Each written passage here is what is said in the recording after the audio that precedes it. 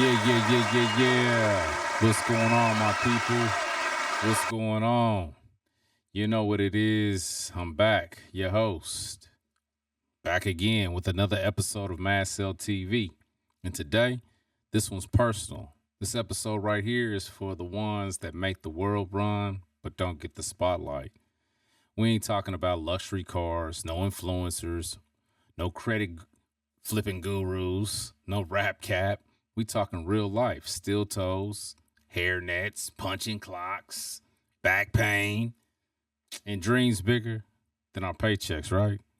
This was called the daily hustle and Midwest muscle because while everybody's selling you shortcuts in the Midwest, we take the stairs. 30-year bids at the plant, trades, warehouse, driving trucks, whatever puts food on the table.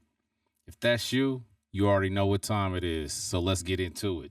Their whole lives working to catch up. There's going to be some changes, man, in the union. Big changes. Everybody know what the plant is. The plant just short for plantation. I was on that picket line every day. That's right. I'm still paying the bills and the money out of bar to support my family. People always want to glorify the few who make it big. Rappers, ball players, entrepreneurs, and that's cool. Salute them. But most of us, we the invisible engine, the ones behind the scenes doing the unglamorous grind. You ever notice how every how I got rich story starts with I got tired of the 9 to 5, like working a regular job is some kind of disease? Nah, bruh. Some of us embrace it because it's consistent, it's stable, and it's ours. I was down at one point, and my partner, Nathan Frank, told me we chose this life. We could be doing something else, but this is what we chose, right? It may not be sexy, but it's solid. That pension, that retirement, that healthcare, my goodness. That's grown man wealth. That's long game hustle. That's the long game, you know? Let me speak on this plant life real quick, because when I say 30-year bid, I ain't being dramatic. We in there like inmates, same walls, same clock, same people, and some days you feel like you're doing time instead of making time. But we show up anyway. Why? Because there's mouths to feed, kids to raise, bills that don't pause. The plan ain't glamorous by any means, but it's dependable. You learn discipline, patience, above all, patience. You learn how to fix things with duct tape and a prayer. You learn how to hustle on your days off. Some of y'all know exactly what I'm talking about. Standing for 10 hours, 12 hours, sweating through uniforms, arguing with supervisors, counting the weeks till vacation.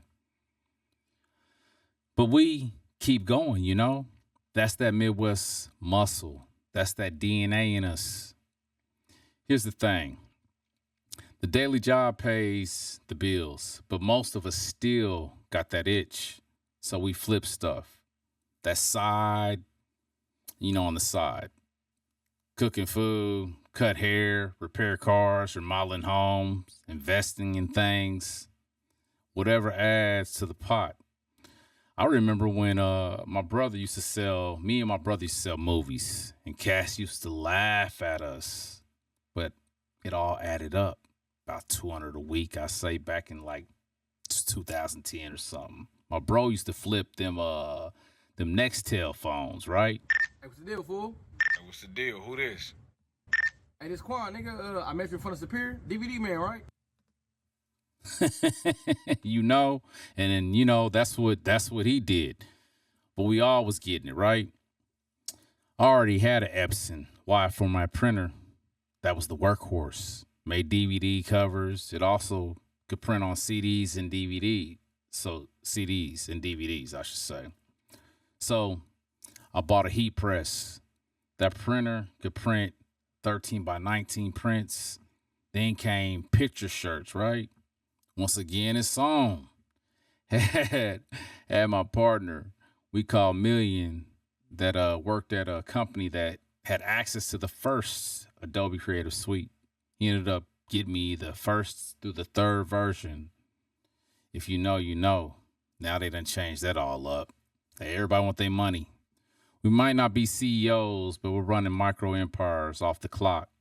That's the middle class hustle, where every extra dollar is either survival or freedom, right? Before I move on, let me talk about family legacy and choosing your own path in the hustle game, because life is a game, it's a hustle. My father retired from the plant. He did his 30 years and got out. He got all of us in before he left, though.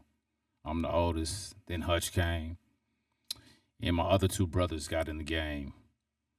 I had a partner real close, like my brother. He got in, and my brother-in-law. They all quit. Said this isn't for me, and all went and did their own thing. You know, hey, I ain't mad at them. My grandfather, call him Papa. He gave us the blueprint, right?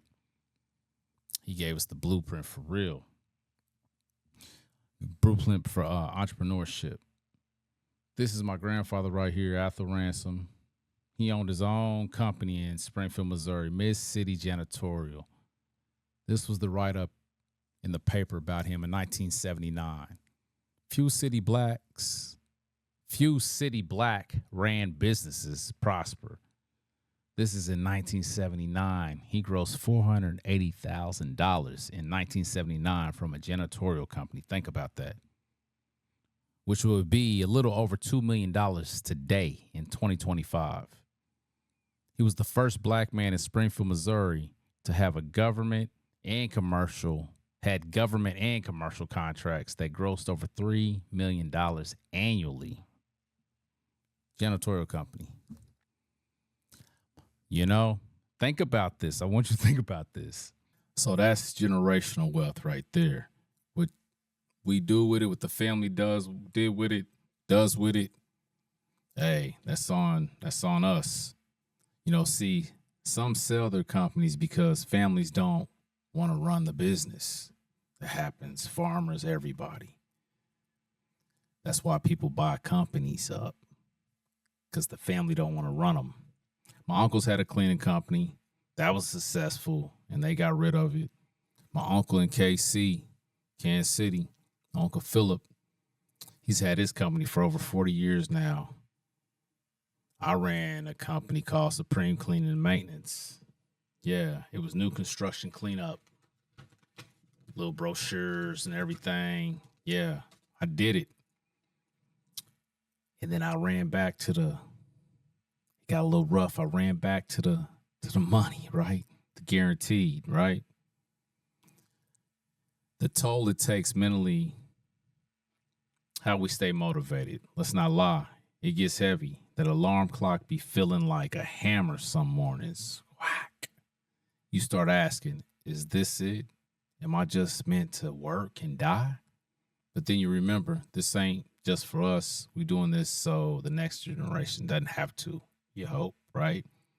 Your grind is setting the blueprint. Your son sees how you never gave up. Your daughters see that hard work is dignity. That's legacy. That's what keeps me showing up. Even when I'm tired, sore, fed up, don't want to deal with it.